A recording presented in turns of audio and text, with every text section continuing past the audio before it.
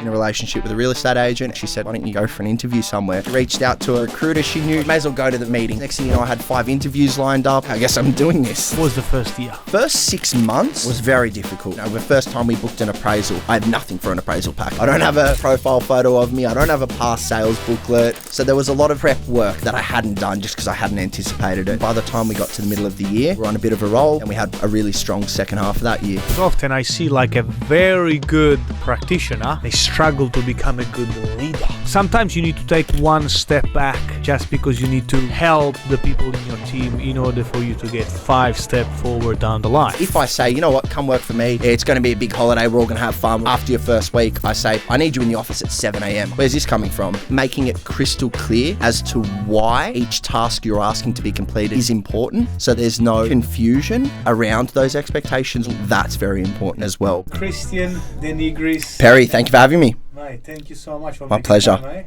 Appreciate that. Your office now is not far from us. It's not, across the road. There you go. Nice, the big Sotheby's. That's it. Talk about Sotheby's. So yes. It's becoming like a powerhouse, isn't it? It is. The market share's grown incredibly throughout the whole of the East. So many very good agents now, they move to Sotheby's. Yes. And mate, well done. Congrats, by the way. Thank you. How long have you been with them now? Just finished a year. So I moved the beginning of the last financial year that we just passed. There you go. Yeah. So 13, 14 months. Very good. Mate, congrats. So I want to start with you. You are the guy, Randwick and Coogee. Yes, you said, of course. Correct. Yeah, that pocket there. The majority is the Randwick Coogee. Correct. And I want to pick your brain. The reason I invited you, because one, you always pump on the roll, sharp, ready. And I just want to pick your brain, like, how do you keep yourself always on the level of energy, which is very, make me naturally believe, transferable when you're in front of a client. Of course. Okay? Yeah. So let's go straight away into the habits. What do you do to keep yourself like sharp, fit, ready, or not just physically, mentally, diet? Tell me everything, please. I think it's probably a combination of a lot of different things. So I think, first of all, like you said, habits. Habits and diet for me are massive. Yeah. So I'll start every day by training. Yeah. I think if I wake up later than what I normally would, go straight into the office, you're still half asleep, you have your breakfast once you get into the office, you're a little bit like lethargic. I find starting off, getting to the gym nice and early, nice cold shower, get into the office, you're sharp, you're awake. Also, I find when it gets to the end of the day, if I haven't trained that morning, I try to move quickly through my work. I don't do my job properly. I just want to get it done so I can get to the gym, hurry up and finish the workout and get home. Right. As opposed to when I train in the mornings, I take my time at the end of the day. I don't mind staying late in the office because it's from the office to home anyway. Yeah. Right, so your main focus, you always try to stick with the morning workout. Always. What time you wake up? Normally just before 5-ish, like 4:50, 5. You don't eat anything, straight to the gym? Not before I train, no, and that's just nothing to do with other than preference. Got it. I just prefer to just train and then eat. Okay, so you eat after your workout. How long you train for? Depending what I train, like if it's gym or boxing, but hour and a half, somewhere around there. And you train nearly every day? Every day. So you said boxing or weights? Yeah, either or. When you do weights, you just break up, like, one day I do chest, one day I do chest. Yeah, exactly. Yeah, so just split it up. Yeah. Yeah. Wow. Breakfast, what do you eat? Depends on what I'm trying to do. Yeah, it honestly depends on what kind of, because I'll typically follow throughout the week. I'm very strict with food. That's because on the weekends, with my fiance, we want to relax. She won't allow me to eat healthy all weekend. So we want to go out and do something nice, have a burger. So throughout the week, I'm very strict. If I'm trying to put on weight, it's normally a pretty hearty breakfast. Lots of carbs, lots of protein. If it's eggs, bacon. Normally if I'm trying to put on a bit of weight, like oats, big carby meals. If I'm trying to lean out a little bit, it's normally just like a protein shake, some egg white, something simple. Yeah. You eat 6 times a day? 5 or 6, yeah. 5 or 6. Coffee? Yeah, love my coffee. Yeah. How much coffee? To be honest, it's more of a taste thing. Like I can have an espresso and go straight to bed. So it's actually nothing to do. Yeah. I've always been like that. So it's actually nothing to do with needing energy or it's really just I like the taste. So I'll have 2. 2 coffees. Yeah, that's it. 2 in the morning. What time do you get to the office? I'm normally in the office by like 7:30 latest. The latest. Yeah, the latest. And how do you organise? You have a meeting with the team? So I'll meet with the team once a week. Yeah. I find meeting anything more than that, just for the stage of my career that I'm at, I find it unnecessary because I think I've at least got good systems set up with my team. Yeah. So we have shared notes that both of us can view, and I have individual ones with each member of the team. What do you use as a shared note? Just Google Keep. I find it's brilliant. Yeah, you just go into Google Keep. It's got a little space that you can write notes. If I invite you to it, only we can see the note. I find that's very good for communication throughout the day because I think nailing communication is very important really for productivity. So I find me and you having to constantly, hey, Perry, I think you should call this street. Hey, Perry, how did you go with that? I find that unnecessary. Right. So I find if we can have a shared space to communicate, it works a lot better. So I can, in the mornings when I come in, I write out my list of what I need to do. I write out my shared list with Tegan, who's my EA. Yeah. I'll write out my shared list with Alex, who's my sales junior. Yeah. And in that, I'll say, you need to do this, this, this, and this. And then just throughout the day, I can just click on that and I can see her notes saying task 1 done, task 2 halfway through it, task 3 finished. Very good. Yeah. Okay, I like that. Okay. I find it just streamlines things. Yeah, no, because I just communicate because we're next to each other, but you probably, because you're a real estate agent, you're all often on the road, I believe. Exactly. But I find as well, when you've got so many things moving around your head, it's hard to not only keep track but also remember what you've asked. So I got to the point, which is why I started using Google Keep. I'd ask Tegan, for example, my EA, I'd ask her 4 or 5 times what she was up to with the same task. Yes. And it'd get a bit like, yep, I've followed them up, waiting on their response. Got it. Same as what I told you 20 minutes ago. So that's why we started getting into that shared note, because I don't have to ask anymore. I can just look at 123 Smith Street and there'll be her notes. I've gotten tradesman quotes, waiting on the owners to approve. Then I can just see it rather than constantly asking. Got it. Okay. Do you give like targets to them? Like, I expect to do this. Yes. I do my targets a little differently. I don't track things like, so for example with Alex, I'm not big on tracking appraisals. The reason for that is our job is to list and sell real estate. Now there are many different compartments to that. Booking appraisals isn't our pure job. Like, she's not a lead generator. Right. She's a real estate agent. So I don't mind if we have some weeks where only one is booked. Obviously that's not good constantly, but for example, if I tell her this week's goal, we've got 8 live properties, I do not want you to call a single owner. I want you to call 5 days worth of buyers. I need these sold. So things like that happen. So I find it pointless to track things like appraisals. They'll come. If she's doing her job properly, they'll come. People ask her to look at their homes. Okay. This is something that I personally struggle. So when I'm very direct and I have high expectation on myself. Yes. And because I have a big work ethic on myself, I expect to have big expectation with others. And I've noticed that not many people like it. Yes. Okay. My question is, how do you deliver to your team like that expectation?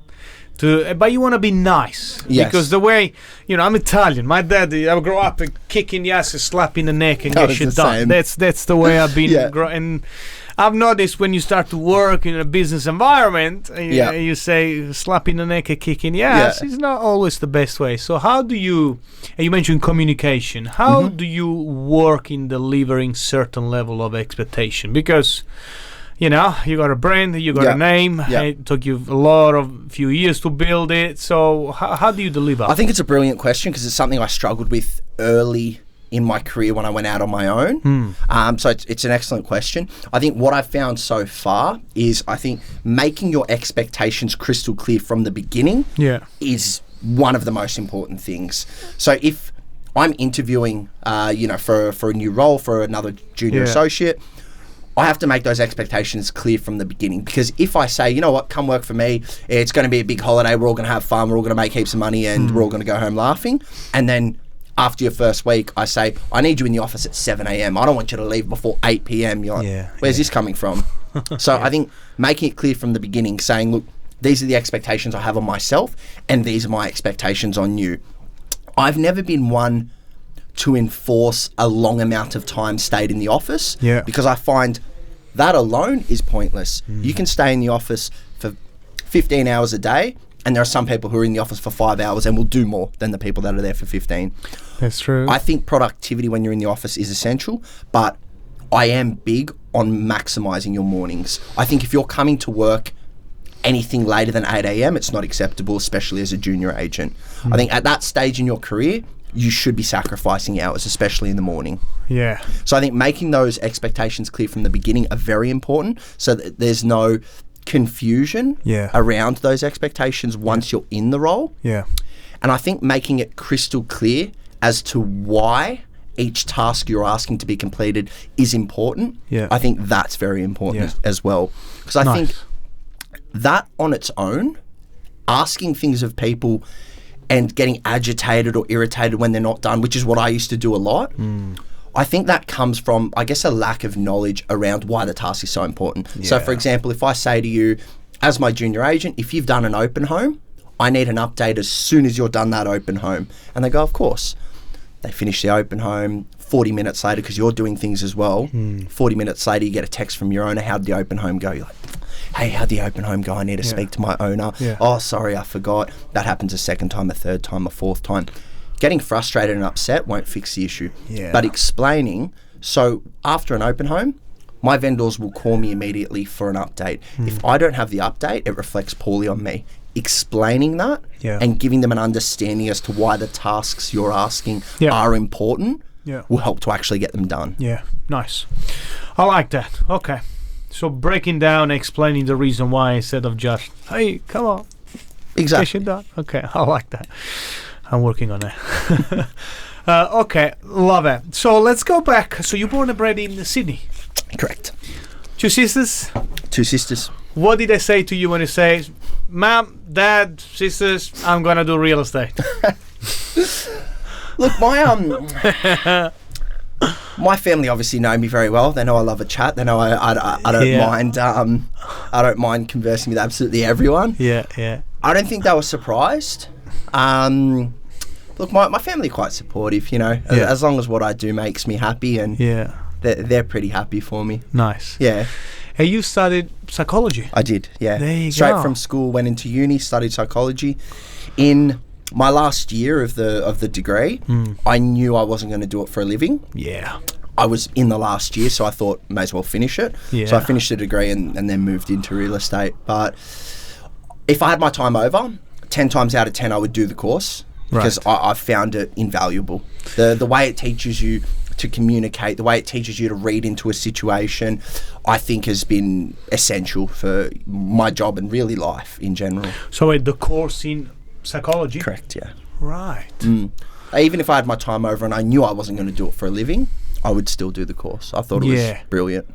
That's interesting. Now, I personally read a lot of books. This is my personal interest because we are in a business of people skills. Of course. Do you know what I mean? Of course. Personal development, psychology, but more like the stuff of how can I move to the next level. Exactly. I find non-verbal communication as well huge in this game. You know, you're on an auction floor, you can see the wife and the husband standing there, you can see the nervous twitch in the hand, things like that. Yeah. I find hands as well, especially, like I find people give a lot away with their hands. So I'm like you, and even in my spare time I read a lot about non-verbal communication, a lot about body language. I find the hands give away a lot of things. So you're on the auction floor, you can see, you know, the husband and wife standing next to each other, tapping on the hand. You know, straight away you're about to bid. Walk over, you can push them a little bit. I find things like that will give away a lot. Reading non-verbal communication. It's massive. That's any. Now you already mentioned one good tip, which is look at the hand. Massively. You know?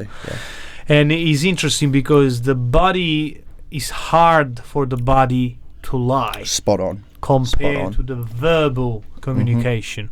Any tips where we can give to someone? Sorry, I put you on the spot. You said already the one is the hands, which is actually pretty good. Any other tip on body language reading that you utilize? There's quite a lot. Yes. I find hands are very big. Yeah. I find reading, so quite interestingly, reading is nothing specifically that gives away an indication of a particular answer. Yeah.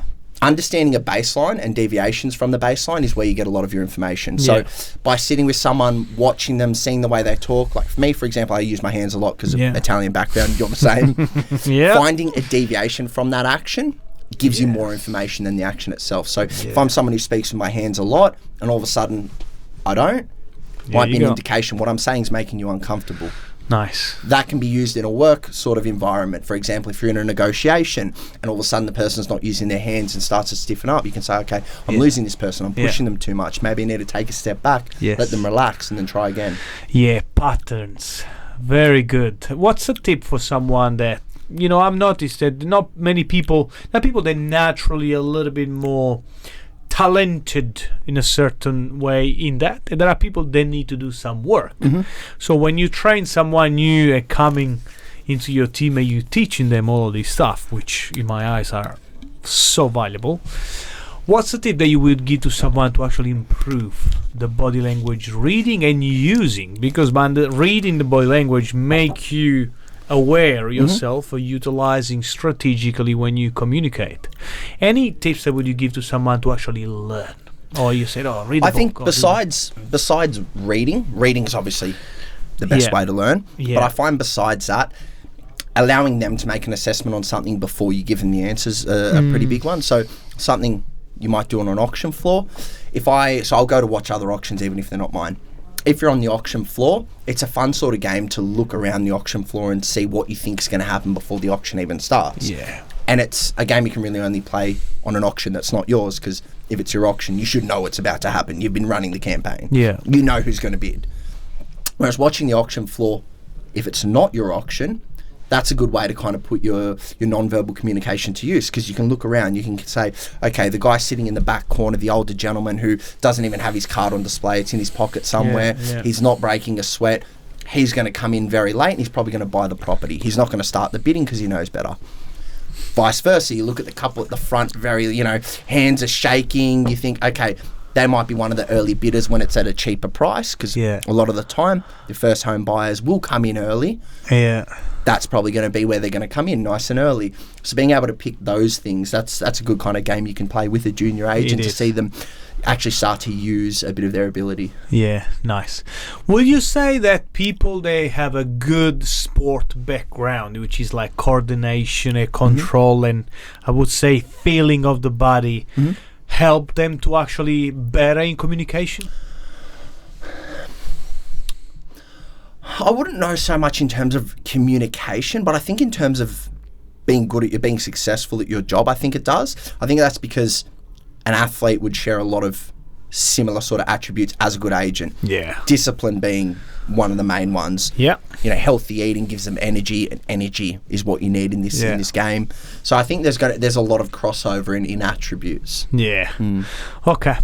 Let's go back. So you told your parents, hey, I'm gonna get into real estate. You did psychology. So what got you to say, all right, this is what I'm gonna do? How did you start in real estate? I always had quite an interest in real estate. In properties. I always found beautiful architecture, nice homes. I always found it interesting. I strangely enough had dated a couple of different real estate agents back to back before I was in the industry. Yeah. At the time I finished my uni degree, I was in a relationship with a real estate agent, and I used to find, it must have made me seem like a very good listener, because I used to find her job very interesting, so I'd always be asking you about it, till it got to the point when I'd finished a degree and she said, look, why don't you go for an interview somewhere? I thought, yeah, I might do it. And then she kind of did it for me. She reached out to a recruiter she knew. She said, you've got a meeting Tuesday 10 a.m. Reached out You're to someone. So she did. And I thought, you know what, may as well go to the meeting. Went to the meeting. They said you need a certificate of registration. I've put you in a course. So I may as well do the course. Did the course. Next thing you know, I had 5 interviews lined up. I was like, okay, I guess I'm doing this. And then when I started, I loved it. Nice. Okay. And where did you start first? I started my career in St. George. I was born and raised in the eastern suburbs. Yeah.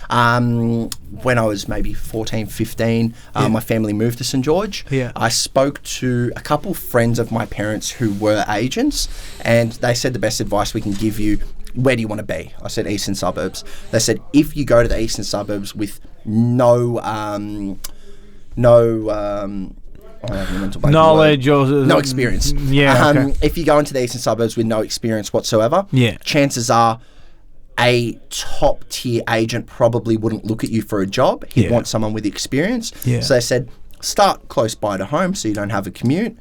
Understand what the industry is like, understand what a contract of sale is, how to put a deal together, and then with experience move into the eastern suburbs, which is what I did. And that's what you did. There you go.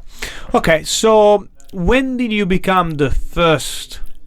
So because you work with someone, they get you through until you become like, okay, now I am a solo real estate agent. I need to find my own business. How was the first year?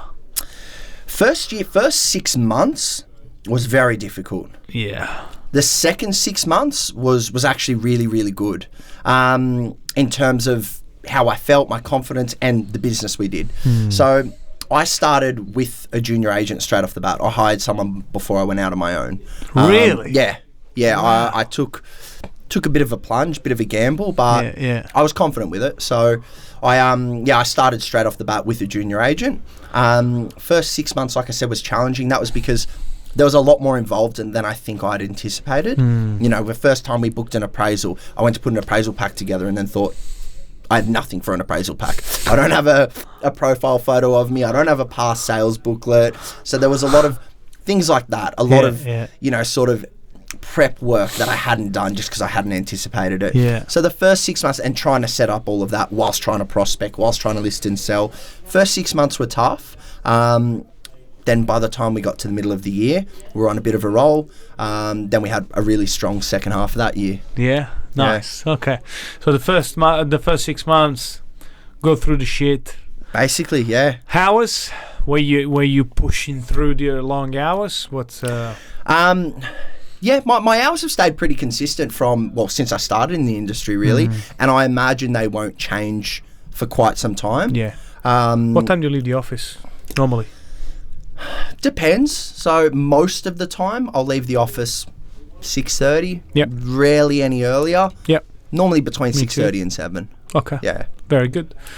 Relationship. Yes. So, when you're heavily involved into your career, a lot of, relationship can go sideways. Yes. So how do you manage the relationship with you have a partner, I believe? I do, yeah. You do? Yeah, we're getting married soon. Congrats. Yeah, so there you go. Engaged. What's her name? Stephanie. Stephanie. Yeah. Shout out to Stephanie. Congrats, Stephanie. You're a sexy Italian man here. There you go. So, how do you manage the time? How do you manage, be fully focused in your career plus having a healthy relationship? I think something like that, again, is about setting expectations early. I said to my partner a while ago, when I really started to get serious in this career, because I wasn't always, when I started in this job, I wasn't from the beginning, must get in early, must leave late, have to do as many calls as I can. Yeah. For the first probably year and a half, I was pretty cruisy. Right. Got into work generally a couple minutes late. Yeah. Had breakfast after coming in late. Would be out of the door by 5:30, absolute latest. Yeah. I was pretty cruisy in my first year and a half, and then I really decided to buckle down because I thought, why am I in this industry unless I'm here to give it a good crack? Yeah. And I think it's about, like I said, setting expectations. Like I said to her a while back, I said, look, you can have me around all the time, or I can be at work for quite a lot of time in the early stages while we're quite young to set us up for the future. Yeah. There you go. I like that. I'm going to send this message to my missus as well. I just had a baby 3 weeks ago. There Congratulations. No worries, mate. Thank you. Okay, I like that. So all the message that I'm getting here is with your team, send a clear expectation, partner, clear expectation. Don't just go there and try to improvise. Exactly. Because you can get a lot of stress on the people around you. Loved one. Spot on. Team-wise. I think if you're all on the same side, you've all got the same goal in mind. Very good. What I want to ask you is, I'm sure you went through some times that were like, oh, fuck this. I'm like, what am I doing this for? You know, what would you say was the lowest point of your life? This can be personal work. The reason I like to share, because, you know, I want to show everyone that it's not all flowers and beautiful things. Oh, it's anything but. I think this might sound a little bit worse than what it really is, but I think the whole beginning of your career is going to be very much like that, like it has been for myself. I think you start to get to the really golden part of your career after you've been doing it for, you know, at least 5 to 10 years. That's when a bit of the pressure starts to come off of you. So in these early stages, you know, you're working like an absolute dog. Once you finally find a really good prospect, chances are, if it is a good property, you'll come up against some of the country's best agents and probably lose it. So it's an industry that can be quite unforgiving. There's no prize for second place in real estate. You either get the listing and sell it, or you don't. If you're second, third, fourth, fifth, you all get the same. So it can be quite unforgiving. I think it is also a very rewarding industry as well, which is what keeps me pushing through. Like, there have been many times over the last, you know, 5-6 years that I've been doing this where I've thought, you know, this industry, it's tough. Maybe, you know, I should go do something else, something that's not so unforgiving for second place. But at the same time, then I look to a lot of people who I have as, you know, kind of mentors or idols in the industry, and I think I want to get there.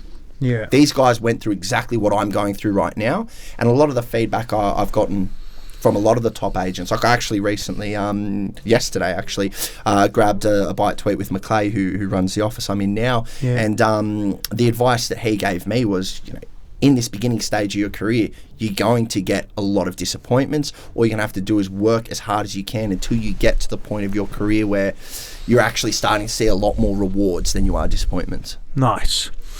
And you mentioned mentors, so it's more someone that is actually in the industry, or you would invest as well of coaches like, let's get Josh Fegan. I find coaches can be very helpful. Like, I myself use Ivan. I find him very helpful. It's good to be able to bounce ideas off of someone who's a third party that still knows the industry quite well. I agree.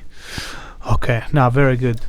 And what's the message for someone that is doing very well by himself, solo agents, planning to build a team by struggling? Because often I see like a very good practitioner, they struggle to become a good leader. There is the salesperson that is moving to a business person. So, you know, when and this is what I'm facing. I'm taking care of 2-3 people right now. There's sometimes you need to take one step back just because you need to help the people in your team in order for you to get 5 steps forward down the line. So it's kind of, you need to remove your own ego and now move into a leadership position to help someone else. And there are some people they're very good working themselves, but they struggle to teach someone else. Okay. Well, did you go through the stages, or what's the tip would you give, like, for someone struggle to build a team? I think first of all, in terms of building a team, something that I see is, and I actually got the best advice I've ever gotten on this exact topic. It can be about going from a junior agent to going out on your own, or going from being out on your own with no staff to then starting to hire staff. Best advice I got was, in terms of the right timing to do it, you're never going to find the right timing if you just try to pick it as you go. Only way to do it, pick a date on a calendar, and that's the date that you're doing it. That's the only way to do it. Reason for that, Christian West, who's a friend of mine, works at PPD. He gave me this advice, and it was brilliant advice. When I was going out on my own, or I hadn't actually gone out on my own yet, I caught up with him just for a coffee, and I said, look, I don't know when to do it. I said, look, I have only got like 2 on the market right now. Pipeline looks good though, so I might wait till I list like 4 or 5 and then I'll go out on my own. And he said, okay, so you list the 4 or 5. What do you think you're going to be busy doing? I said, well, selling them. He goes, okay, perfect. So you're not going to go out on your own because you're going to sell them, of course. What happens when you sell them? I go, well, I'll have time on my hands. Exactly, you're going to want to go out on your own because you have no listings at the time? I'm like, well, no, I'd wait till I had a few signed up. Yeah. Okay, so you wait till you have a few signed up, and then what are you going to be doing? Selling them. And you're going to be constantly in this cycle of, well, I'm not going to go out on my own because I've got no listings. I can't go out on my own because I have to sell my listings. So never stops. He said the way to do it, pick a day on the calendar. That's the day you go out on your own. Same thing with hiring another staff member. Stick to it, doesn't matter what. Exactly. He said once you pick the date, everything will fall in place around it. It's the only way to do it. Sounds like when I speak with buyers or vendors, like in your case, like, oh, I'm waiting for the right time. Oh, I want to buy when it's the right time. It's going to happen. You'll never find it. Yeah. Do you get this stuff from vendors? Oh, I'm waiting for the right. That's why a lot of the time that's almost the exact feedback I give to vendors when they start talking around timing. Yeah. I give them recommendations for timing based on the calendar, based on the market, based on supply and demand. But I'll almost always follow it up with the right timing is whenever it's right for you. Yeah. If you've got a kid doing HSC and you don't want to disrupt him, regardless of what happens in the market, regardless of your neighbour selling for 20% over market value, regardless of the fact that you're going to be the only freestanding house in the suburb at the time, your kid's doing HSC and you can't move the HSC. So the timing's right whenever it's right for you. Yeah, I like that. The time is right when it's right for you. I like that. If someone want to come and work with you, okay, say, hey, I want to work with you. What's the key attributes that you're looking for to someone be qualified enough to say, okay, I can get this guy or girl and shape you up to... For me, it's purely hunger. That's the only thing. I honestly don't really care for anything else. I don't care if you have experience, if you don't have experience, because you'll learn experience. I don't mind if you've never even done this job before. As long as I see hunger and you can present well and you can articulate yourself well, they're the 3 things you need in this industry, and that's it. So say it again, hunger, you present well, and you can articulate yourself well. Nice. I like that. That's literally it. As long as you show me those 3 things, you're a perfect candidate. You're good to go. Nice. What's the plan in the future, Chris? So what's the plan in... so you how many people in the team? 2? 2 plus myself, 3 total? Yeah. Very good. What's the plan with Chris in the next 5 years? Plan for me in the next 5 years, so... What are you focusing on right now? In the next 5 years, so for myself, the only thing I want to do is just grow market share and move into a higher price point, which was a part of the move for myself. Yeah. The reason I went over to Sotheby is really just to move price points north and to grow market share. Nice. For myself, in the next 5 years, I think in 5 years' time, I would like to have a team of at least 4, 5 max. Well, depending on how busy I am. I won't put a max on it. I think 4 or 5 would be a great goal. And in the next 5 years, we'd have to be doing 100 deals a year, at least. How many? 100 a year. In 5 years, at least. Damn. At least. Very good. And you break down all the numbers, like the level of activities every day to get there. I love that. You said, did it help moving Sotheby's because the intention is to move to a higher purchase price? Yeah, definitely. It does. There are a couple of reasons. So I think number one, not just the actual brand itself, the market share was a big part. So the brand already had market share in the type of stock that I wanted to move into. So it did help quite a lot. Given we have the market share as well, it helps with your pipeline nourishment. Being able to call, if you're a house in Randwick, between ourselves and the Double Bay office, we'll list or sell a house in Randwick every week. So being able to talk to someone in my pipeline every single week, we've listed XYZ, we've sold XYZ, we've listed XYZ, we've sold XYZ. It just comes across that you're all across the market. And we're in a industry that's very much fake it till you make it. If you can show them that your agency are doing a lot of activity inadvertently, they'll assume you're a part of that activity, and that makes you a market leader in an area where you're probably not.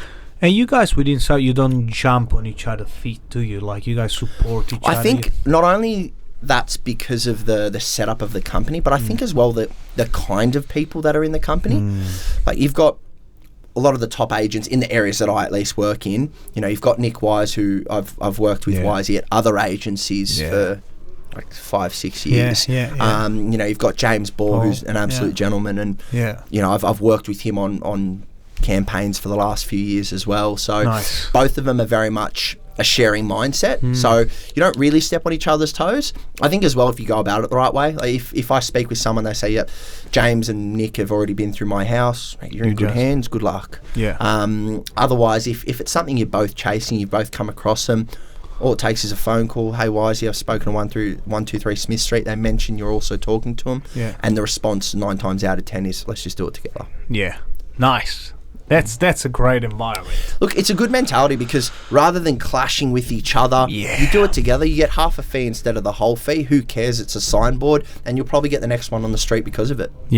Nice, mate. I love this. Okay, mate, thank you. So, few tips for buyers and vendors. So, I'll tell you what I hear on the phone from the buyer's agent point of view. So, a lot of people, they are...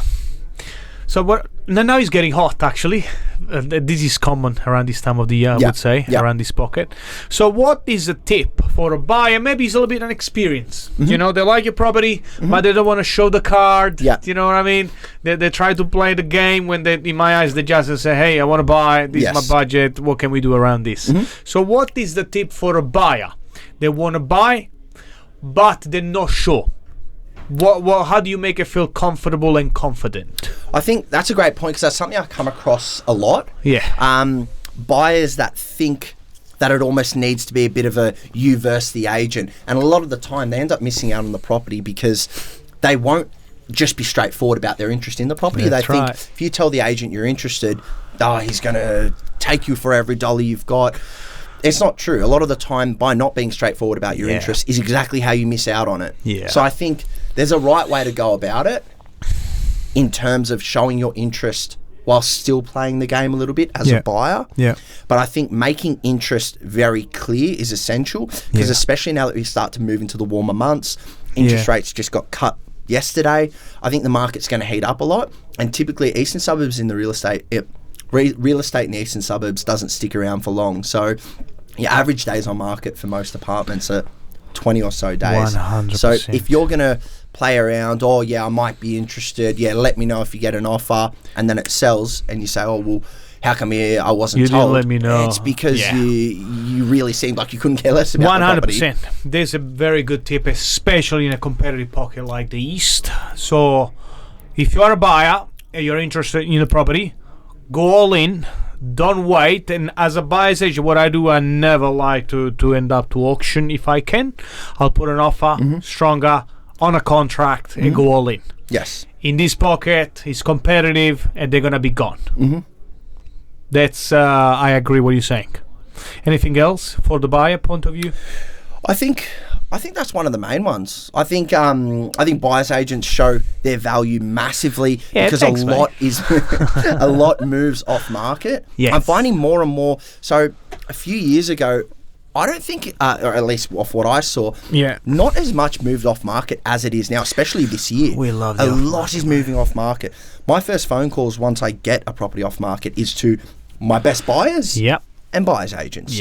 So I think if you're not on my best buyers list because we haven't met yet, buyers agents is your next best bet to find access to these stock. I love the off market. That's true. Thank you. From a vendor's point of view, I'm sure you hear they said, I don't know, should I sell? Should I wait? Should I wait next year? Should I sell it now? What's your tip and advice? Let's say someone's thinking to sell in Coogee, Randwick, in the East, okay? And you hear, I'm not sure, should I sell it? I know you mentioned a little bit before. What's your tip right now? We are now on today is the 13. Is the 13 today? Is it? It is. The 13th of August 2025. So what is the tip to vendors they're thinking to sell, they're not sure if they should sell right now? Yep. I think at the end of the day, the only thing you can do is base it on supply and demand. That's the only thing we can ever do. Real estate in the eastern suburbs turns on a dime. It's very hard to pick future values. I mean, we've got all the information available to us, like the rate cards, we expect it will pick up. But at the end of the day, you never know. But, you know, you had a lot of sellers at the end of 2020. We thought it was a brilliant time to sell because there was nothing on the market. The market was looking so strong. So a lot of people came to market thinking if we sell now, we're going to get a mental price. Next year when more stock comes on, we'll buy back in at a better price. People sold at the end of 2020. 2021, it picked up 15%. And I saw it so much in 2021 where people who sold in 2020 to upsize couldn't afford to buy back what they sold. Because the market went too quickly. So I think trying to pick your buying and selling based on future markets is a dangerous game in the eastern suburbs. Make your decision based on what you see and what's in front of you. Supply and demand. Right now we're about to come into the period of the most amount of supply typically in the calendar year. So I think if you're flexible, pulling the trigger in August is always smarter to get on and get sold before that influx of stock comes on. Otherwise, typically, September's your main selling period. And is that true to say that around this time as well, the level of buys in the marketplace tend to double or triple as well? Massively. As soon as the main middle of the year holidays finish, everyone comes back with a nice tan from Europe and they're ready to go. Nice, I like that. There you go. Okay, mate, this is the last question, and I'll promise I'll let you go after this. So, where do you see the market is going? Maybe let's talk more Randwick, Coogee. Where do you see the market is going? Of course, nobody has the crystal ball. Nobody knows. But you, as a day-to-day practitioner, you speak and you talk and you see sales. Where do you see Coogee and Randwick is going in the next, I would say, from now to December? I think based historically on rates, once the rates start getting cut, property starts to move north. I think we're still seeing much less stock than what we would around this time in the previous years. Really? So I think, definitely, I'm seeing that massively. Compared to from last year? I think so, yeah. Right. And a part of that move to Sotheby's kind of helps you dictate a lot of the market too, because Sotheby's as a brand hold such a large market share that whatever we're holding or whatever we've got signed ready to come up is a pretty good indicator on what the market's looking like and the strength of the market.